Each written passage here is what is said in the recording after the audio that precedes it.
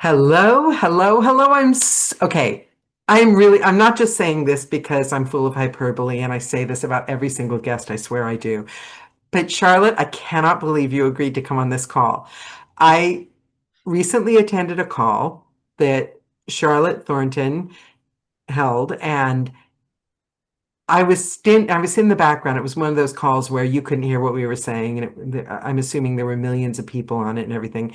And every time you opened your mouth, I was like, "Yes, that's it! Oh my God, she's amazing!" And after the call, the next day, I kind of got the nerve to like reach out to you via email and say, by the way, because Charlotte, I know Charlotte is a coach, a mentor. She was an agent. She's an actress. She has a very interesting backstory, which we'll get into. But what I took from your message the most was the backbone business mindset side of it is crucial. And I found it the biggest struggle becoming an audiobook narrator. So, although you deal mostly with actors and actresses, you'll find most audiobook narrators either were actors and actresses or had to become them very, very quickly because we're playing all the characters, most often by ourselves, producing, directing the whole spiel every day. And we have to act. And I am fascinated by the fact that you excel at the side of the business that I hide from. So, can we please start, Charlotte? I think just being in your company and your energy, there's no way we can share the amount of wisdom that you have or that you even imparted on that last call that was an actual class in 1 hour. But I think being in your company with your energy would be a much needed balm to the soul of a group of people with a career, whereas our world is mostly, because we're in a booth alone, talking to ourselves or going online reading about AI and the end of the world and destruction of our careers and livelihoods. So being in your company for an hour is my gift to the audio people. Can I start with 10-year-old Charlotte, please? Well, we'll just start with thank you for that just Oh, amazing intro. And 100%, of course, I would do it. Why would I not want to come and chat to, a fellow creative? And whatever form the storyteller takes is kind of irrelevant. I think every human is a storyteller. yeah, Um, yeah. so thank you for that. Really, really lovely intro. Probably best intro I've ever had. I was Uh, really excited. My excitement held no bounds. I now have the job of living up to that, and I will do my best. You So absolutely will. 10-year-old Charlotte was putting on plays with her younger brother. I still have the program. I come from the generation where we grew up with vinyl, and often on a single record, the B-side would sometimes just be an instrumental version of the song. So I would put lyrics to the instrumental version so I could create my own musical shows. Oh, Called the Bubbles and then Bubbles the Return. And they were Christmas shows, and my parents paid, 10p to come and sit on the bed. And my brother and I multi-rolled, and I loved to create rehearsal schedules. And my brother was smaller than me, so I would be the man in any dance routines.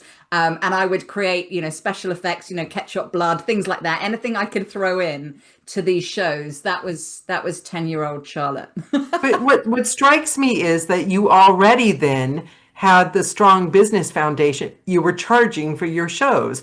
I was in front of the family Christmas dinner stripping off doing burlesque shows for free. But I'm impressed that you were charging for it. I am I impressed was that you had, you know, Yeah, well, I was copying what happened, I believe, when I went to a real show. Absolutely. You got to monetize. I love that. I love that. I really love that. I wish I was like that. Okay. Yeah, so that was 10-year-old, like from an acting kind of perspective. And then there was the 10-year-old who just was a young girl who wanted a cat. I was a big tomboy, what we called a tomboy back then. Like I loved climbing, what considered boy things like climbing trees and messing around with my brother. And my just all I wanted was a cat. And that was kind of like, when am I going to get a cat? I'm going to be so old by the time they give me a cat. How old were you when they finally gave in? I was coming up to 11. So I then did. A very long time, actually, When you're 10, perspective-wise. the days are Yeah, long. yeah. Okay, so were you a kid just living in the moment, or did you have a when I grow up, I'm going to be dream? Do you know, I think it depends on the age. I think I was quite in the moment. I was writing as well. From a young age, I thought that's what I was going to be, that I was going to, my dream was to live by the sea with lots of cats and write books. And there's still a big part of me that thinks that that may be where, because I'm still young. No, I'm not dead. So, there's still multiple lifetimes That's that there's one. like not one non-achievable thing on that list. I You mean, I could already have start two cats and I'm halfway to the sea. you could start the book tomorrow. Yeah, I mean, I've written a book. Obviously, I've written a book for actors. Yes, yes. Yeah, So so so that you've already made the dream come true. well, that's obviously not a fiction book. I would love to. The storytelling, is a huge part of me, and I wrote poetry and stuff like that. So the book I've written is a non-fiction book for actors, obviously not a fiction book. But yeah, so that was kind of my dream. I did think there were, my dad wanted me to be a lawyer, and I grew up in the days where there was a TV show called LA Law, and I thought I kind of want to be that lawyer. Like I don't have to do all the hard work. I just get to swan around in cool suits and just sound really intelligent. That was the kind of lawyer I wanted to be. But I didn't think, you could actually be an actor. That was something you might want to do, but you don't actually aspire to go and do that for real until I was in a school play and someone said, actually, you're pretty good at acting. Because I just thought I was like an all-rounder, and I didn't excel at anything. I still have a really hard there's a strange thing in my personality, whereas when I'm all in when I'm watching a show or listening to an audiobook, and I thought Lucy on I Love Lucy was my aunt and Andy Griffith was like a relative. I just have a really hard time believing that they're not who they are while I'm watching it. Like I just completely lose. Hmm. That's it. That's the truth. So, which is partly why I'm so excited when I get a guest that like, oh my God, it's, the lady that taught the class, because there's still that kid in me that's like, you know, my heroes were my heroes. Hmm. The people on the show, they were like this character. And I kind of don't want to lose that. I think there's a real power. I think we can be sometimes quite dismissive sometimes about entertainment or what TV is or what film is, or whatever. There's snobbery, isn't there, against certain mediums? Reading books is smart and watching TV is lazy. There's a snobbery, isn't there? And I think it's a really big mistake because I think it's not just what you're saying about really kind of believing or resonating with characters. But I've had times where TV shows have got me through depression. They've got me, I feel like Yes. I'm with friends, Yes. and I don't mean the TV series, like whatever show it is, like one of my guilty pleasures is The Mentalist. Those characters become your friends. And so when you're watching the show, it's like, I don't really care about the plot. I'm just spending some time with my friends. And so Yeah. I think there's a massive loneliness thing or a laughter thing. There's so many gifts that TV, theatre, books, whatever can do. That I think we've got to be really careful about underestimating them or being snobby about certain mediums. However, anybody is getting having their thoughts provoked, having their mood shifted, or their ideas questioned, or they're just hanging out with friends, or they're just switching off, or they're finding some stimuli because their life's boring, or the other way around, their life's too. It is human connection, isn't it? Because I had one of my, I think it was my last guest. He was like, "Oh, well, I don't want to brag. I'm not bragging, but I was in this part and this." And I was like, "Why is it that," and I do the same thing. Why do we not want to brag? Because I was watching a TV show. Um, what's it? Bunheads. It's like the outtake of Gilmore Girls written by the same person. And it was just so like it was a lovely town. The characters, I just loved it. I just soaked it up. And all of a sudden, in the middle of the series, my friend Gina, who's another narrator, came out in this like part. It's like, and I screamed at the top of my lungs. And it's like, but when we're doing it, when it's our part, she never even mentioned it. We don't, Yeah. we're this part, you're a part of like culture. You've reached millions of people. but we don't let ourselves, do we? We don't let ourselves own it. And, you What's know, crazy about that, Daniela, is I know when I was really struggling, because as you may remember from my story, I had 8 years where I didn't have an agent, because it's very different trying to get an agent over in the UK, and yeah, certainly back in the yeah, 90s than it is in the States. And so I was constantly feeling awkward that what I had to say about my job was not impressive enough. I'm just doing this, and I really try and encourage people not to say I'm just doing this, or it's just a small part, or it's just a short film. But then by the time I was working in the West End, the National, I then felt embarrassed about that because that sounded braggy.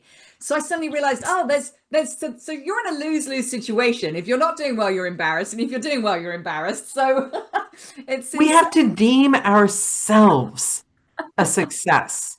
Like I've never done that. Like, and I learned this thing, and I've just started recently doing it, and I felt so silly and stupid doing it. And now it feels good. I'll finish recording or I'll finish a chapter and I'll say, that was magic. Oh, I love That it. was amazing. Oh, I got a tingle. I love that.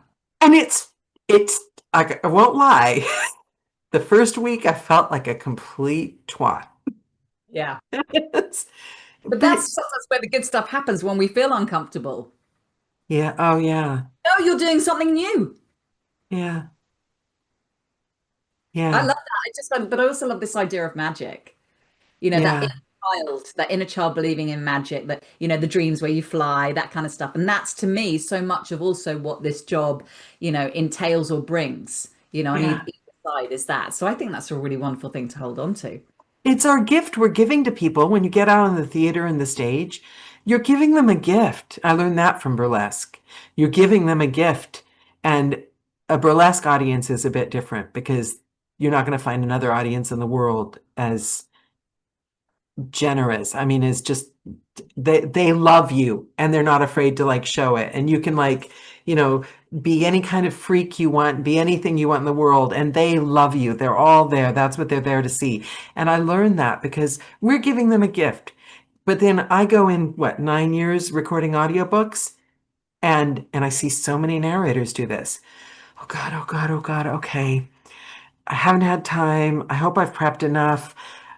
Okay, it's the best I'm going to do. I could do better. I could do better if I had more time, or, I'm always like, always with that energy. I'm going to come over to your house and give you a gift and go, it could be better. The wrapping's not so great. I probably should have had more time to do it. No, I'll just take it back. I'll just take it back. That's Yeah. what I've been doing for 9 years. Okay, well, we celebrate this change then. Bring on the magic. Yeah. Yeah. Yeah. I want Yeah. to hear about I want to hear about your adventure because not everyone's read your bio and everything. I want to hear about the trajectory and I Mm. want to hear about the blossoming. Normally, I go through, okay, high school, and I don't care. Let's skip over that and let's get to the good stuff. Let's go from the dark nights of the soul to the wow, I've got this. Right. Okay. Well, I guess Dark Night of the Soul was, the showcase after drama school. I went, did the MA at Mount View, and we graduated. We all had a showcase in the October, which I thought was super cool because we did these 4 terms, and having not done the 3 years, I thought 4 terms was, extra good. And then you're supposed to, I don't know if they still do this at showcases, so many things are online, but you printed out 20 resumes and headshots, and they were out there for agents. And then after the showcase, people counted how many resumes they had left and worked out how many had therefore been taken. And I was like, I don't want to know. I don't want to know. Oh, And someone said, wow. "Oh, you had 3 taken, which was not very many." And yeah, it was awful. We were supposed to be going for some drinks afterwards. I think I call this chapter in my kind of life crying in the loos of all bar one. Had you Because had you felt like what you had done was good and it was the reaction that was disappointing, or had you felt disappointed in your performance? I did not feel disappointed. No, I was really pleased with my performance, and I picked a really cool piece actually from a novel where there was dialogue in there that I took. I didn't know it at the time. I didn't know it till I then worked within an agency. That what's happening at those showcases is people are in England filling gaps in their portfolio. So in England, agencies run like what I call the chocolate box. There are 2 orange creams, there are 2 coffee creams, there are 2 walnut whips. There's not a whole box of orange creams. So if they already have a blonde 24-year-old middle class RP speaking, they're not going to take another one. And so, but at the time, of course, I just thought, but if you're a good actor and you're a nice person, that fairness and meritocracy will mean that someone will sign you. And so, therefore, the absence of that reflected back to something must be wrong with me. I must not be good enough. I must be lacking. And so, big part of my mission right now is this is the story that messes artists up, that is completely untrue. The success or lack of in the business is nothing to do with our enoughness or our worth or any of the story that we make up. You can be brilliant and not succeed. You can be average and succeed. It's not some meritocracy. But at the time, I thought, oh, I'm not good enough. And I had no plan because there was no business teaching at drama school. I do some work at a drama school, or a couple of drama schools here, and they're starting to do that. And some of them doing it really well. Good, Personal, professional development. Um, good. but I left with, just learning the craft. And then if an agent didn't sign you, there was zero plan. Because the Zero. result of no business was an extreme amount of suicides and, mental health issues with actors Big, because, big you time mental. know, your society's telling you put your dreams and hopes in this one bag, and some people are born and that's the only way they know how to be, and just extreme. And actors, because I think because of the fact that they know they've been unemployed. I was doing a corporate job alongside acting before I'd ever heard of audiobooks. And so I was going, my agent would send me, I'd use all my sick leave, I'd go nights, weekends, everything. But I was being bullied by my boss for years. And finally, he just called me in towards the end. I was like health issues. It was just holding on to my self-esteem with a shred. And he eviscerated me in this like meeting room right before I had to meet with a lawyer and like quite hardball discuss Mm, something with them. Right before that meeting, he eviscerated me. He told me that my appearance was making everyone uncomfortable. Nobody wanted to be alone with me. Nobody that my personality wasn't up to it. This was the best I was ever going to get. I'd better hold on to it because what would I do without a pension? Because nobody was going to hire me. And I walked out of the room. And meanwhile, I'm like on weekends doing burlesque and going to Paris performing, but I believed him. And I don't know if you know the British Actors Network. I don't think it's still going, but it was an online British Actors Network, and there are tens of thousands of actors on it. And I posted, I didn't even know anyone that well. And I posted, my boss just said this, I'm standing in the corner of my office trying not to cry. How do I think I'm going to be an actress if nobody even wants to be in a room with me? And out of like tens of thousands of people, I got tens of thousands of heartfelt oh, God. pages of replies. I've Mm, never in my life experienced such generosity. And mm, that's because actors get it. yeah. And they suffer or they have suffered. I'm so glad they're starting to, I got a little off subject. Sorry, I took you totally Oh, around the bend okay. off what you were saying. That's okay. I think lots of people will resonate with the person who tells us we can't do it, Yeah. that we're not enough in some way, or that we're wrong or broken or whatever. And what's of comfort, I guess, hopefully to people, is that most successful people had that person as well, somewhere in our lives. And I kind of think some of it's our own internal stuff. We have our doubts and they get reflected back to us from someone who plays the character of our inner thoughts. And Yeah. the more we gain our security, the less those characters appear. So the invitation is to, yeah, sure, when we're young, it's really hard not to be completely knocked. I would have been in tears. I'm a highly sensitive person. I would have totally been in tears. I'm in tears very easily. So I would definitely have been in tears. But the invitation is to see that they are in a way guiding us, letting us know that there's thoughts within ourselves that are being reflected. And the moment we can heal those, they don't appear in quite the same quantity. Yeah, I got out. I got out. And I'd had like 50 falls and fractures and hospital visits and operations while I was in that job. I've never fallen once What since was leaving this that job? job. It was the job. It because you can because I was trying to be a good girl doing the real life corporate thing Yeah, while living my dream on the side. I think yeah. there's a price you pay. People, there's a price. people think it's the easy way out doing like a normal life. But if you're an artist, there's a Mm, price. yeah, I think there's a price on us even if you're not. But you Yeah. remind me with the good girl thing, because I think I had a good girl thing for quite a while. And one of the first, I'm a massive personal development nut, mainly because I was trying to do something that I was having such a big challenge with. But I think also I'm just fascinated by human potential and Yeah, the me people, too. various things about it. And one of the very early books that I read was called Why Good Girls Don't Get Ahead and Bad Girls Do.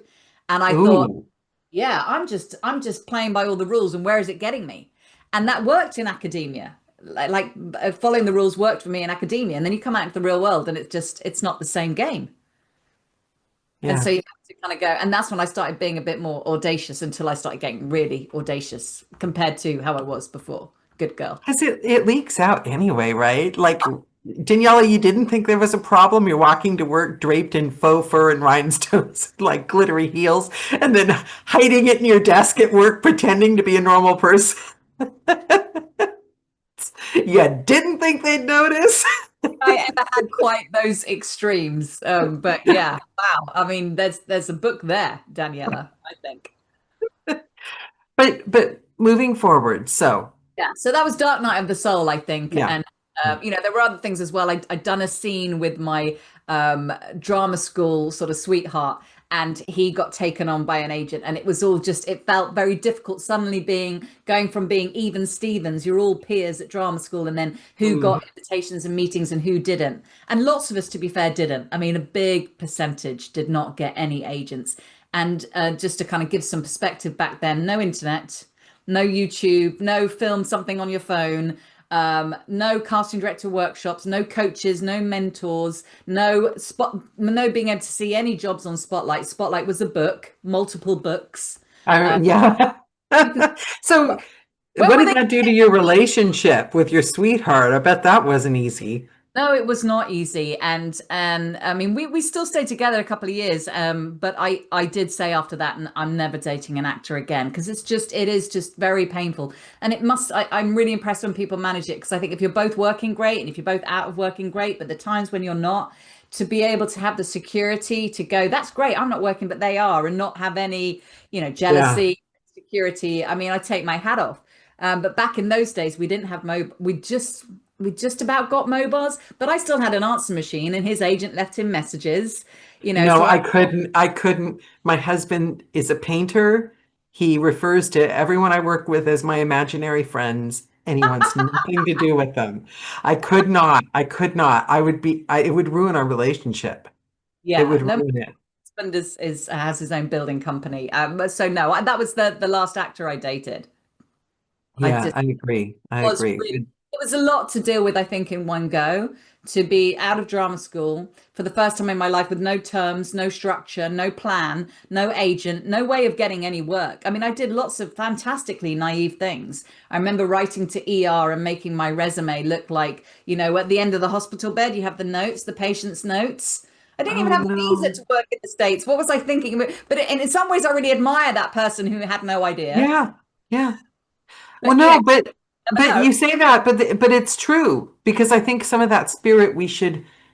Hold on to. Yeah. You want to marry some of that complete optimism. I don't know the rules, and so I've got crazy ideas. Marry it with some actual business strategy and marketing, and that's why I help actors do that now because I'm like, okay, I know how awful it is when this doesn't work out, and just because you apply business strategy doesn't mean say it is going to work out, but it puts you in a way better position, and it puts some power back to you as well, which I think Yeah. helps the self-worth and the validation piece. Okay, so what did you do next? So you're in this funk, it lasts for a while. Yeah, I You mean, didn't let it carry you down. I love that though. You didn't let it define you. I think I had moments where obviously I was down, but yeah, I mean, I was still, I say, writing to ER, writing to Pedro Almodovar because I'd done a Spanish degree, so I thought maybe there was some leeway there. And I was just doing theatre and inviting agents to come, but they never came. But my first two shows were tours of old people's homes, of care homes. So we took in like a show and a set and played multiple roles and drove around. We did 3 or 4 of these things a day. But it was paid, and it was my fun. I thought the first year, just do everything and just That get as much. actually sounds like a lot of fun. I think I'd enjoy that. It was a lot of fun. You're taking a show to people who can't get to the theatre. It's too long for them, or they've got an oxygen tank or whatever. And everywhere we went, it was their sort of Christmas day, and there was Christmas drinks and mince pies. It Oh, I think I'd was love that. hard work, but it was fun. But I think still you sometimes have that ego thing of I'm not in a proper theatre, because obviously I was dating the guy who was in a proper theatre. I wasn't in a proper theatre.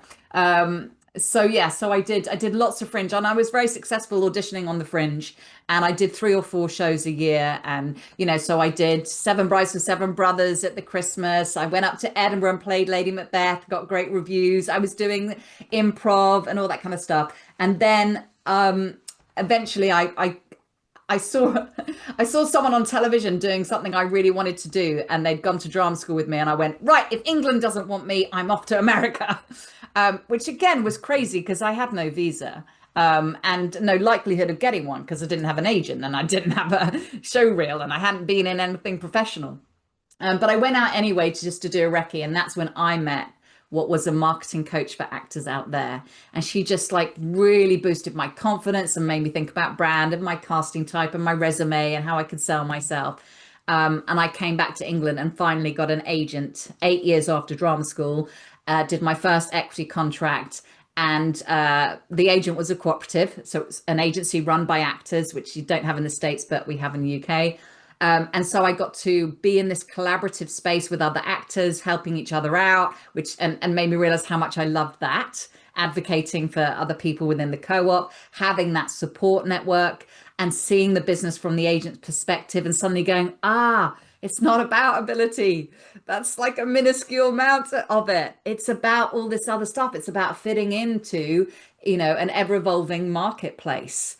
And yeah, and then eventually got my first West End job and worked at the National Theatre and then in the West End again. And now I want to delve into that Mm. in it. You've made me feel really happy about something though, because one of my life plans, my business plan, was that when I'm really old, like white hair old, like old, proper old, a long time ago, I heard the old women on the Woody Allen movies, and they did Cocoon. There were like 4 or 5 old women that acted, and they got all the parts because your competition died. Yeah, And I yeah, wouldn't be competing with all the skinny young girls anymore. So that was my plan. I'd go back into acting like it. when I'm really old. I figure there'll be a space. Yeah, Ew. 100%. I have a client in his mid 70s, and I was saying something like that to him. I was like, you just got to stay fit. Yeah, just stay, or at least Wait, competent, able to like remember your name and everything. yeah, yeah, yeah, But yeah. I mean, I figure after audiobooks, the only thing memorizing, you don't have to memorize when you're a narrator. Okay. When you got, tell me about the moment that you first started thinking, oh, things are shifting. Okay, so bizarrely, what happened was I went to an awful audition. Um, we, the You're actors back and here. You're back here, right? You were back here and oh, you went to sorry, the yeah, audition. I go to America and I come back, get my Okay, agent. okay, okay. Yeah. And I do actually go back out to America, but what I've decided to do in between my America trips is try and get as much done in the UK as I can, because obviously I can work in the UK. Right. Of course, that strategy in itself ends up helping things really get going in the UK. But bizarrely, what happened actually was that I I decided to quit, which I didn't think I ever would. I thought even if the first role I play is like Agatha Christie's Miss Marple, I'm in here for the absolute long haul. It's in my blood. But I had a list also in my head of things that I was trying. Obviously I've been up to Edinburgh, I'd been to LA, I did stand up, all the things that I thought were like really brave, like other than put on my own show. That's the only thing I felt like I hadn't done. But I went to an audition where they basically wasted all of our time. They said it was a recall, but actually it was the read. They'd cast us. The director and the producer were trying to save money, by calling it a recall when actually it was a read. And the director was saying things like, "If you guys got any changes for the script, let us know." So and everyone was really quiet. So I said to the director, "The reason why we're not commenting is we think we're here for a recall." But we'd sort of worked out through the day that no one was there for my part. It was very strange. But also the script was at best unfunny and at worst possibly slightly racist. And Oh, so that's the sad. director and the producer said they needed to chat, and we all exited. And then we gathered around and swapped numbers and discussed. We thought this was a bit of a sham. And later on, one of them contacted me to say they'd spoken to the theatre and they didn't even know this show was going on. And I literally, Daniela, was at my like, "I've had it! I've had it! I've had it with this industry. I've had it with this BS. When are people going to treat me properly? I'm a decent human being. This is total BS." And I just thought, "Do you know what? I think I'm just done." And I emailed my mum, "Mum, I hope you're not disappointed in me, but I just feel like I have given absolutely everything. I've been to LA twice, Oh, up. I've been, paying my dues on the circuit, fringe theater and old people's homes or whatever." And I said, I just don't think I just want to go somewhere where people are like, "Yay, Charlotte's here." Like instead of me going, like me, see me. And I just thought, I just think you maybe get to an age where you're like, "No, no, I'm worth more than this. I'm in a relationship with someone who's not that into me." And I they just, set you up. They set you up and they get away with, even when I like got a bit like an extra, like dodgy goth prisoner number four, but it's in your face. Like you wait for the real actors to eat first and then you can go eat. Don't ever talk or look at a real act. Oh, and then the EE or O2, the job where I was going to be acting in this live event, and they come out during lunch break after we'd prepped and everything. They were going to open the doors. I'm sorry, but they're going to put you somewhere else because they've decided it was like a couple packing for a trip. We were, rehearsed. They've decided nobody wants to look at two people your age in the same room as a bed. I was what? like 30 something. Oh God, that's hilarious. Oh, I mean, Like they get away with it and they keep doing it and it's disgraceful, isn't it? That's disgraceful having you out there. The only thing worse than that, wasting your time, using you, would be, the ones that go on the calls and it's like a perv. yeah, look, I mean, I kind of want to avoid like kind of moaning about some of the stuff, but that was just my moment of, right, I've had Yeah, it. yeah. And I thought this was in the days where I still had physical headshots, I still had physical show reels, even though online was happening, but I still had those physical things. And my Spotlight membership wasn't going to run out for like till the early part of this was sort of in the summer till the spring of the following year. So I thought when my Spotlight runs out, I won't renew it. I'll tell my agent then that I'm leaving, and until then, I'm just going to send out all my show reels so that everything's gone. And of course, the moment I decided I'm done with this industry, that's when I got my first West End audition. Do you think it's because of what you said about until you stop feeling it, I think let it go? I think what I was doing in that moment was I was quitting. I sort of tore up the energetic contract that said I'm going to do this even if I'm treated poorly. And I kind of went, "No, I'm not. I'm not going to do this if I'm treated poorly." And that actually what I was doing without realizing it was quitting the bad side of the industry. That I was only going to do it if it was going to be how I on my terms. Because I heard myself telling you, oh, there was this time, there was that time. But you can either attach to that or you can attach to the parts that are the way you want them to be, right? But they're all lessons, Daniela. They're all teaching you something. Yeah. It's like that was a gift for me because that's when I went, "I'm drawing a line in the sand. There's a boundary here.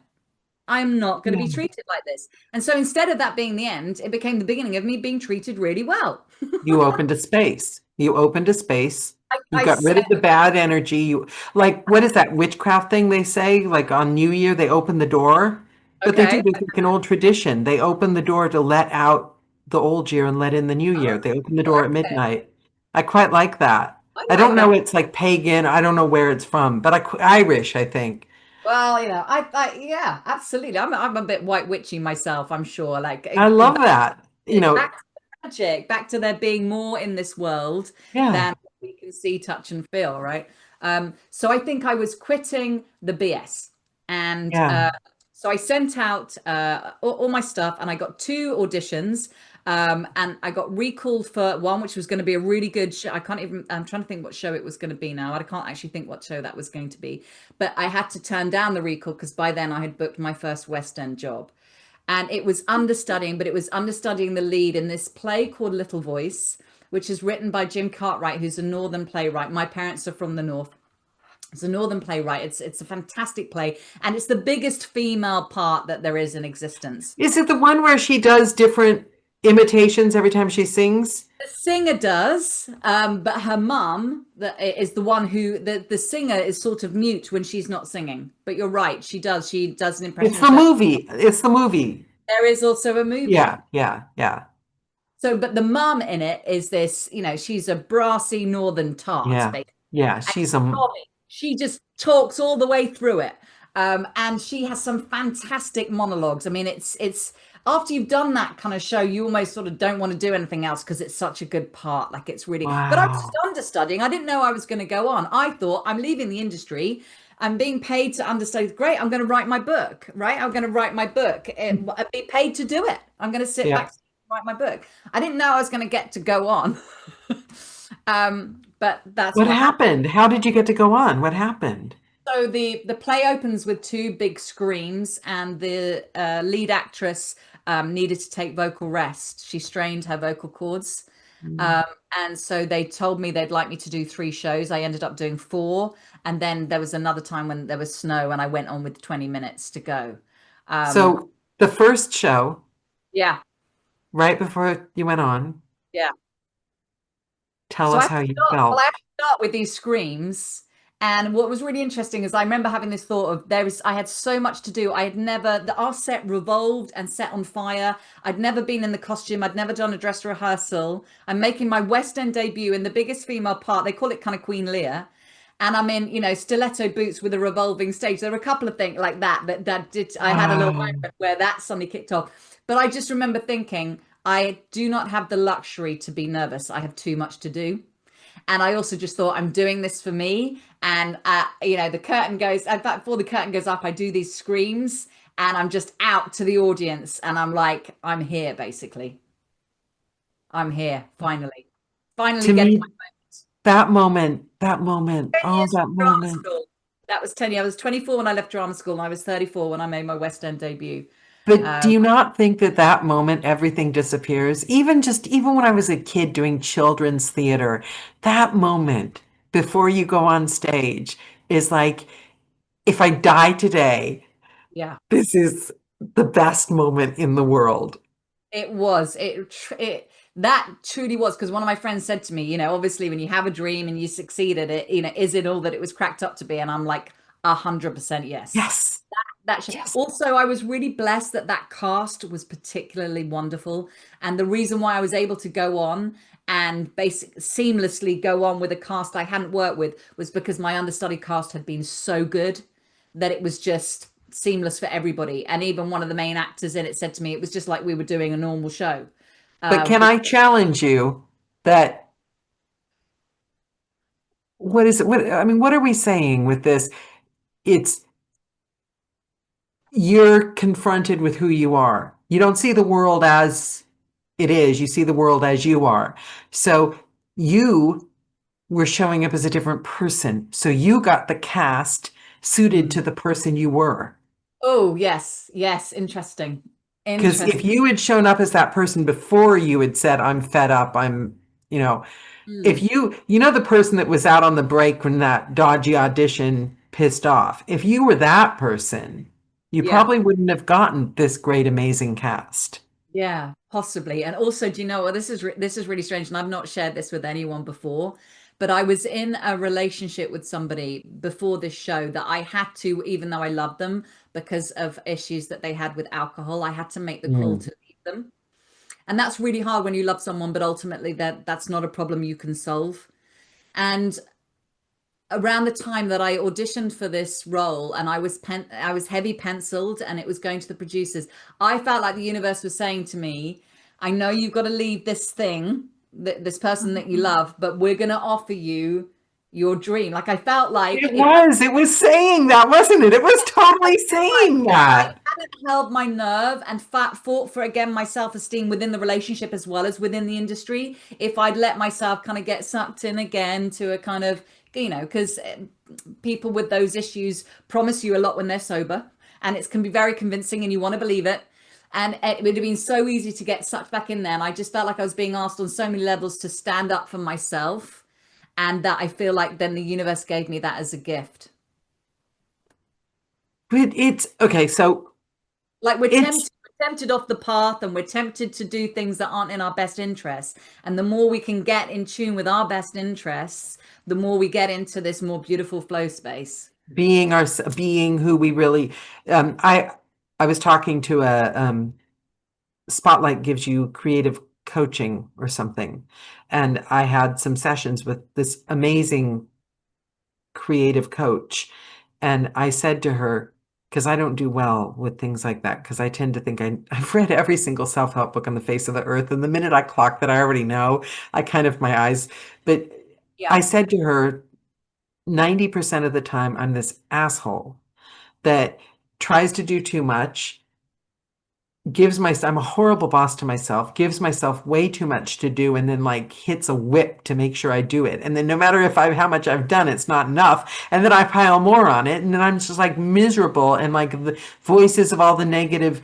But 10% of the time, I'm this excited 10-year-old vibrant person that really thinks that I can just like build castles and do amazing things. And of course, everyone's going to love me because I know the secret to the universe is that we're just all happy and we just like act and shine and razzle dazzle them. And if they could see me now and all the musicals and, and she said, can you try to just do 11% that Mm, person? See how that feels. And then 12%. mm, And like, crowd out the asshole part with the person that's really you. Do you know what mm. I mean? Yeah. It's, And it's yeah, the power of the incremental is what yeah. doing those tiny little percentages just feel so much more realistic and achievable. But we often have like these inner parts, like a parent and a child, and sometimes the parent is too tough. And yeah, you want to rebalance and soften some of the parent, or the inner teacher or whatever it is, that because otherwise you will who wants to work for that person? I would be finding ways to not go to work. I was really, I was, but I find that I'm not good at incremental. I find that like I have to get really, really bad burnout completely. And like, then I No, learned my lesson the sixth time or seventh yeah, time. okay. That's what you used to do. It will Yeah. take something different. It'll feel uncomfortable. But now I am obnoxiously more that 10-year-old person running Yeah. around, painted my house pink. I'm like doing what I want to do. I think it could be middle age too. I do think there is something about getting older, like the lines that I drew in the sand. I think some of that came with age of going, enough already. I'm a Yeah. decent person doing great work. Enough. Yeah. And the universe went, oh, okay, great. Well, we hear that. And they responded. So what did you do after? So you've done this West End show, and Hmm. then what did you think after that? Well, so before then, I had understudied on tour, and I'd said to my agent, which was the acting cooperative, I said, I'm not going to understudy on tour. I felt really separate from the cast, and I felt very out of things. And if you're away on tour, you're then also not with your friends and you're home, and it felt actually really solitary. So I said, I'm only understudying if it's on in the West End, which of course it was. And then I was like, oh, I would only understudy again if it was at the National. Um, and the director of the show that I was in, when I made my West End debut, the director, who's a Tony Award-winning director, said that it was the best understudy performance he'd seen in his 25-year career. And I said, you said this. Is there any chance I could put that on my resume? He went, put this on your resume. And he gave me an even better quote. So I used that to write to the National. And Well, it, that goes back to your old days writing to what Law and Order. yeah, exactly. Oh no, I've always been proactive. Like I'm Yeah. not a sit and wait kind of girl. But obviously, being in a cooperative, you get to see what your agency is putting you forward for in a completely different way because you're in it. You're one of the partners, essentially in that firm. So I knew that they'd submitted me for something at the National. So I followed up with my quote and my letter, and nothing happened that time. But then there was literally about a month later, there was another show. And so I thought I won't write to the casting director again. I'll write to the director. And that was the show that I then booked. And it was really bizarre because I just literally someone had given me the DVD of The Secret. You're aware, like The Secret. Yeah, yeah, yeah, yeah, yeah. And so I kind of just watched that. I thought, oh, that's kind of fun. So I just had to play with that, and I was like, well, obviously I want to work at the National, so I changed the screensaver on my computer to the National Theatre, and I started Hmm. writing in my gratitude journal. I'm having a lovely summer at the South Bank, in my show at the National Theatre. And I remember thinking, what should I do next? Well, next it's act as if. I'm gonna head to the stage door, but I literally didn't have time because I got an audition. They phoned me on the Monday for an audition on the Tuesday. I had a recall on the Wednesday, and by Wednesday evening I had the part. And so I ended up in the summer working at the National Theatre, doing a sellout show um, called After the Dance by Terence Rattigan, which had Benedict Wow. Cumberbatch in it, just as he was doing Sherlock. So it sold out and they put on extra shows.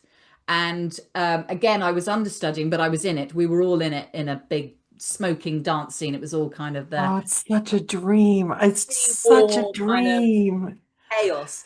And because they put these extra shows on because we were selling out, and the person I was understudying was on holiday, they said to her, do you mind if Charlotte goes on? She's like, great, then we'll both be having a good day. I'm going to be on holiday. She's going to be going on. So I went on again in my part at the National. Wow. So Wow. that's what. Wow. And that feeling, that giddy, the Yeah, but I think magic. that I think I would have been more nervous auditioning at the National if I hadn't have got to this place of I'm worth this. Not in an Yeah. arrogant way, not in an ego way, just in a grounded, I'm not lacking way. Does Yeah. that make And there's a difference. It's what I was saying to that guy. It's I'd heard about this, not just the secret law of attraction when we were in LA years and years and years ago, embarrassingly many years ago. We used to use it to get good parking spots. yeah, We yeah, used, yeah. and whenever it would work every time. Whenever we did use it, it would work. But it felt like an outside in working, a hack, like a trick. And so like getting the job, booking the job is different than owning the than just it's mine. I know I'm doing it. It's feeling it from the inside out rather than the outside in. I can't put into words what I'm trying to say, but there's a feeling of like a and so that excitement, that bubbly, I'm proud of it. I did it. It's wonderful. I think that feeling is what people are missing when they do their vision boards and this, and they don't have that feeling of like, It's all about the feeling. It's all yeah, about the feeling because the vision won't necessarily be that precise. I also tried other things that didn't work. But equally, I think it's the more serious you are about it, the less likely it is to work. Every time I've made a joke, like I once put on my Facebook page as a joke, oh, my BAFTA tickets must have got lost in the post. And then what happens? The producer of one of the shows I went phoned me up to say there's a producer over. He didn't realize he had a +1 and he wants an actress that can not just like be on his arm but chat to people and have some confidence about her. So I thought of you. I ended up going to the BAFTAs in a limousine and red carpet and all of that, and Quentin Tarantino's drinks before the BAFTAs, and someone who we don't talk about anymore in Hollywood's drinks after the BAFTAs.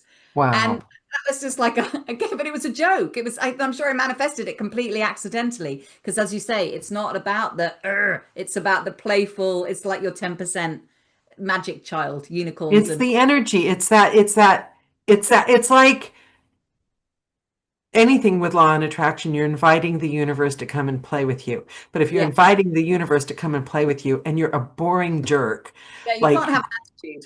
yeah, grabbing on too tightly, freaking out, and then, and then also then going to what that other person was saying, then if you've done it, keep the energy, share it, nobody's going to be jealous or feel bad or think you're braggy if you just like express how much you loved something. Because, like, don't you, when you see other actors, like the person that went on holiday, know they Oh, will both have a great day. That's, how kind of her to say that, an incredibly generous woman. yeah, Because she could have felt, oh God, someone's gonna, possibly, but she felt the security of that yeah, is really admirable. And I think that's, it's difficult because when I was insecure, I didn't know how to make myself secure. I knew it probably wasn't the most attractive in a law of attraction kind of sense. yeah. And you can't make yourself secure. You have to, Yeah, like, feel it. it's a path. It's a path, isn't it?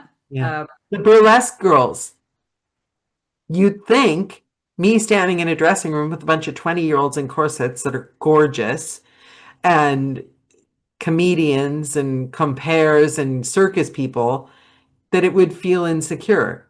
But they always said there's enough gorgeous to go around. Do you know what I mean? There's not, it doesn't have to be me or you. Yeah, I think the It, industry, not just the industry, I think we have a culture that does perpetuate a lack myth. And obviously, in the acting industry, there are more people selling than buying, right? So it can feel a little bit difficult. But I think the natural state of the universe is abundance. And so, where possible, we want to try and tap into that. and we're Um, creatives. make We it, create it. We yeah. don't have to wait for what's being sold. Yes, yes, absolutely, absolutely right.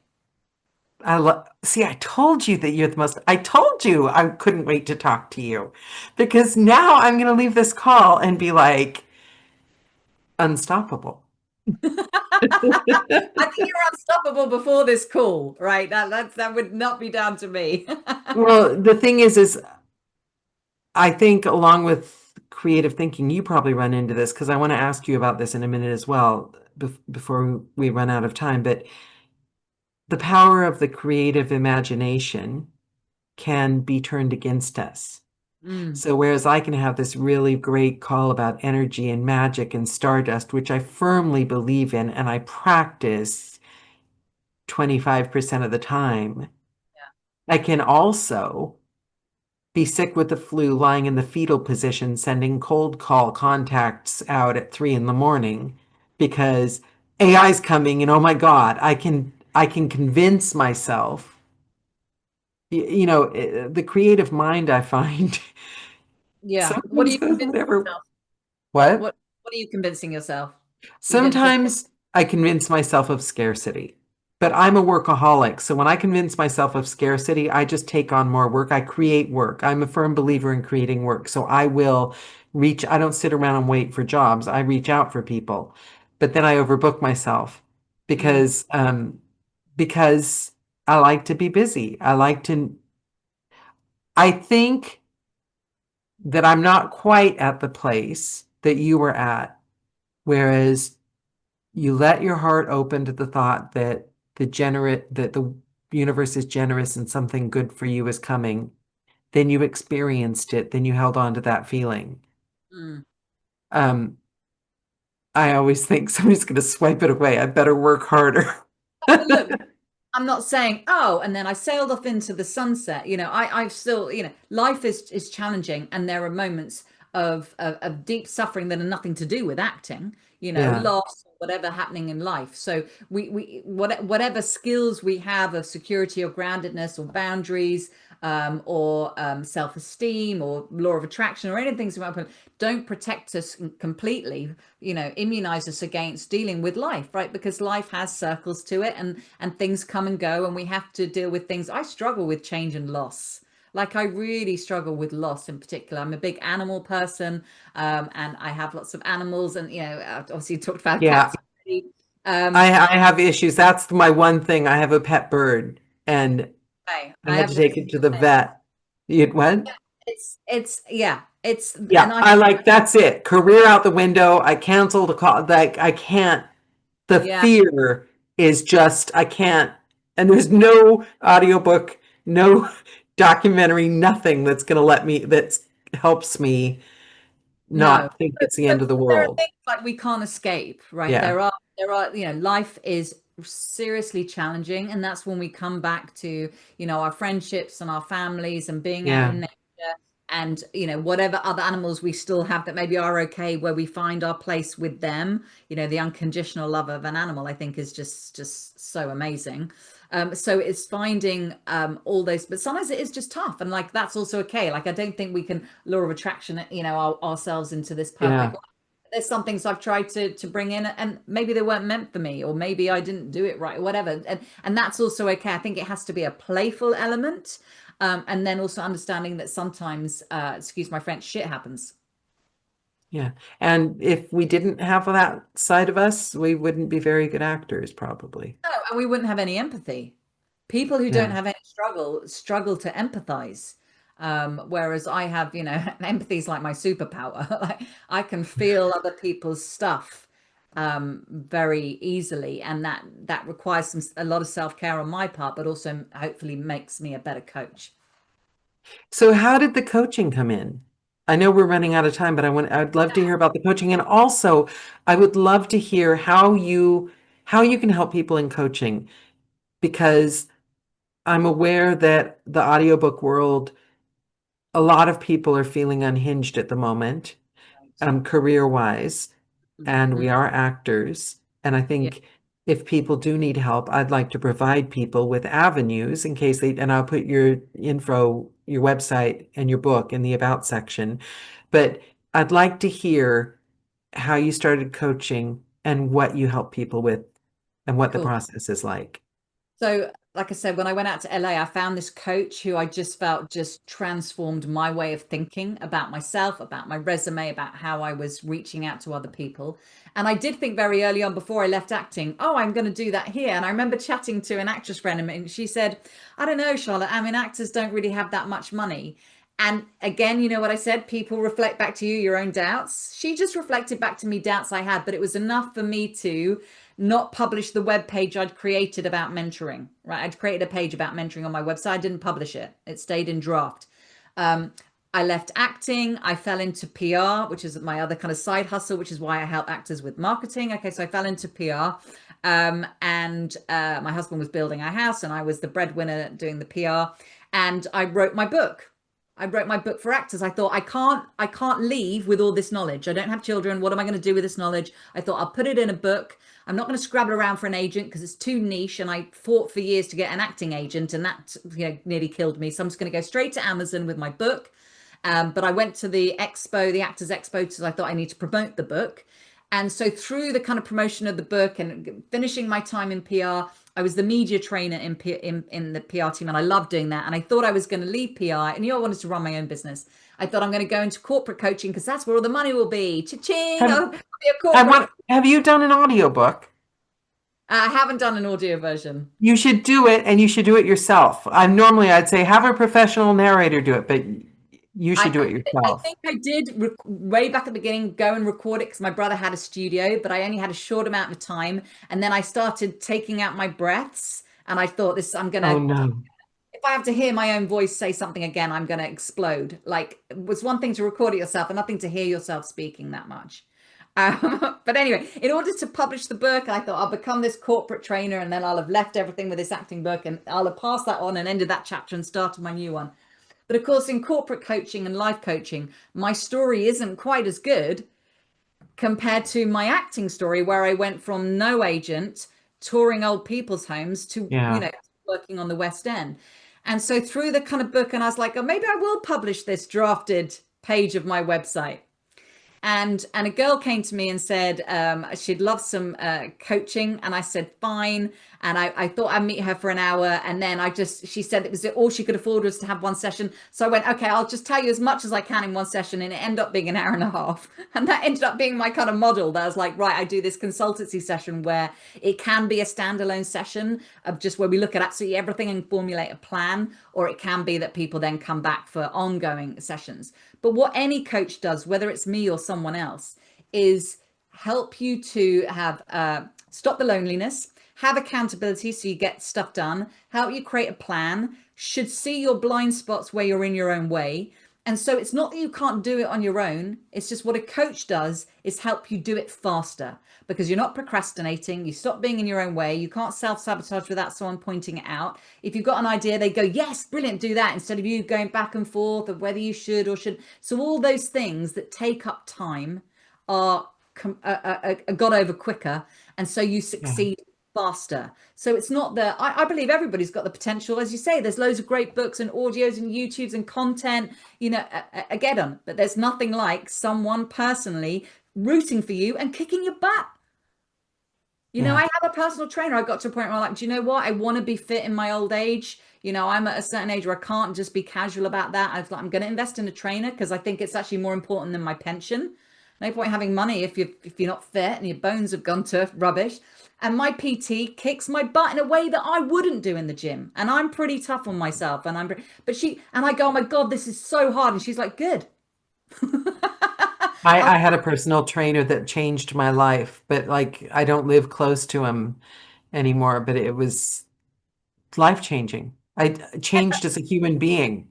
This is it. And I've had different coaches at different times. I've had counselors to help me, therapeutically. I've had the fitness trainers before LA and now. And I had a business coach who helped me when I first was starting out as a coach. And they've made a massive difference. And so that's what I think is good about coaching, whether it's me specifically or not, is sort of not as relevant. But what I help people do is marketing themselves as an actor, helping them write to agents, get agents, change agents, deal with agents, casting directors, how to do relationship building marketing versus campaign marketing when they're in a show.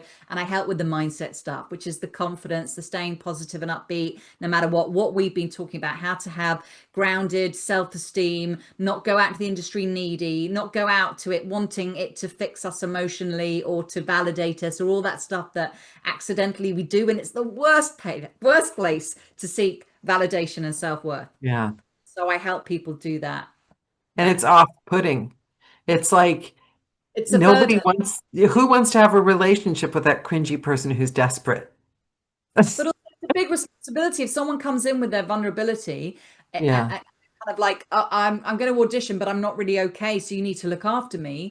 That's not their job. They're casting directors and producers. That they're not therapists. They're not our mums. They're not our beloved partners or our cat. That's not the space for that. So I tool people up as much as possible in all the things that I did wrong, all the things I then learned you could do right, so that it can speed up the process. And that's to me what it's about, speeding up the process.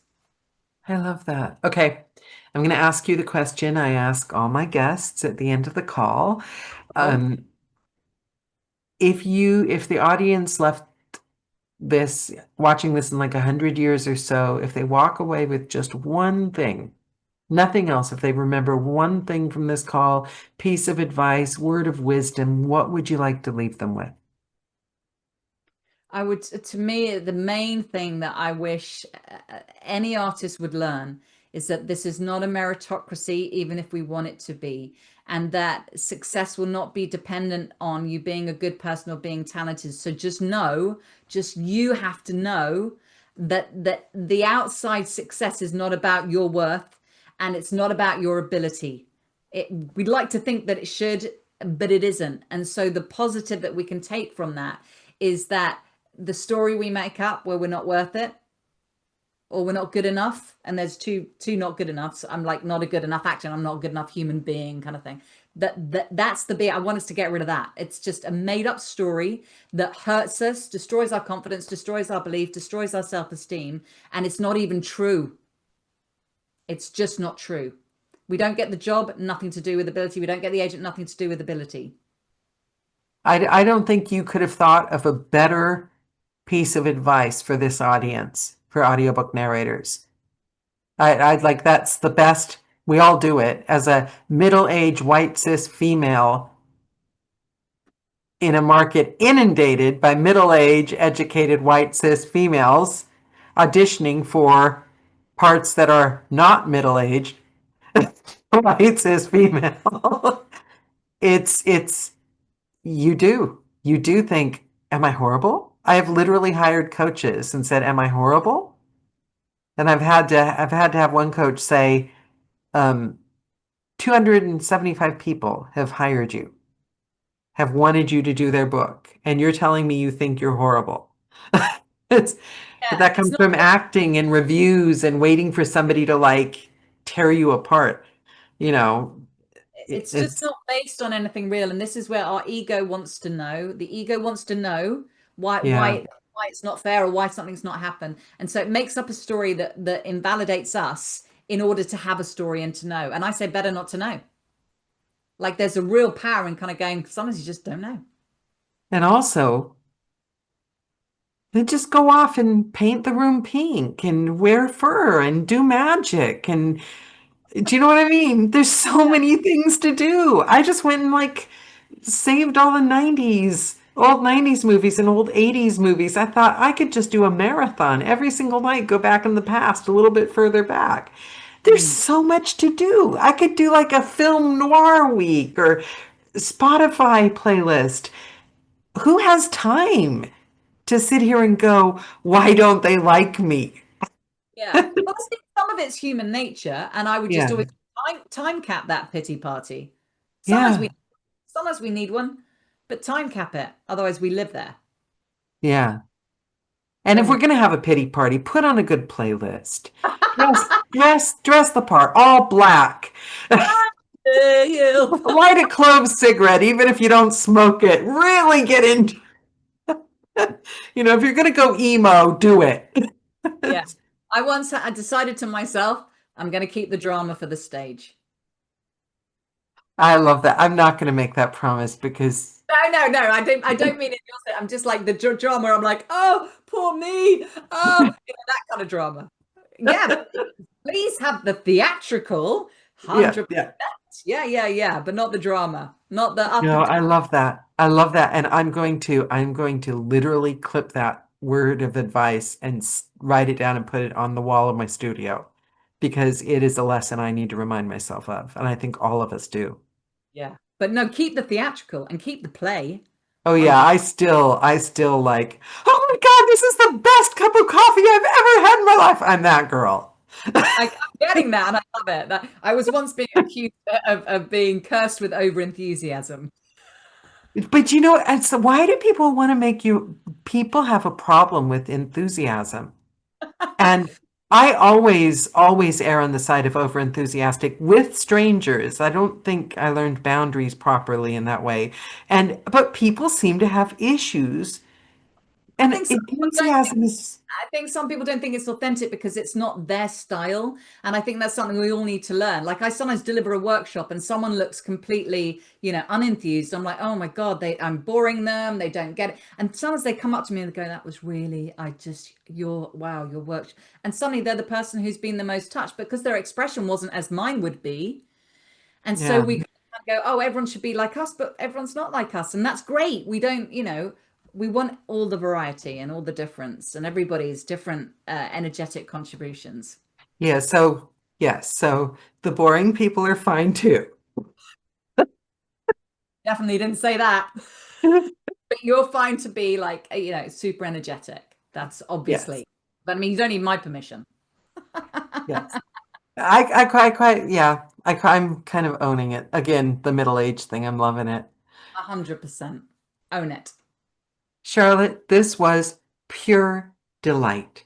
Thank you so much. A real pleasure. Thank you. Thank you so much. This was just wonderful. I'm going to put if you have any links or anything, I'll put your website and everything in the about section. You guys, if you want to reach out to Charlotte, the woman's The amazing. website will be sufficient. There's plenty of stuff on there for people to get their teeth into, free resources and stuff as well. So they can I'm just check. watching your videos now. I'm on video too. Okay. Have I got brown hair or blonde hair yet? I listen more than I watch, so Okay. There's a good chunk where I've got brown hair. Anyway, I just like that. read the audience, and there's a brief moment where it's slightly red. So, something for Uh, everyone. see that's throw in some purple, pink. I'll get there. I'll get there. Still young-ish. Daniela, thank you so much for having me. And I Thank just really you. wish all your audience, a fantastic, successful year with their audiobooks or whatever else they're doing. And for yourself also. Best of luck. This is going to be a successful year. I deem this year, 2025, a success. We decide. Love it. Yes. Bye, Charlotte. Bye. Bye, Bye. everyone. Bye.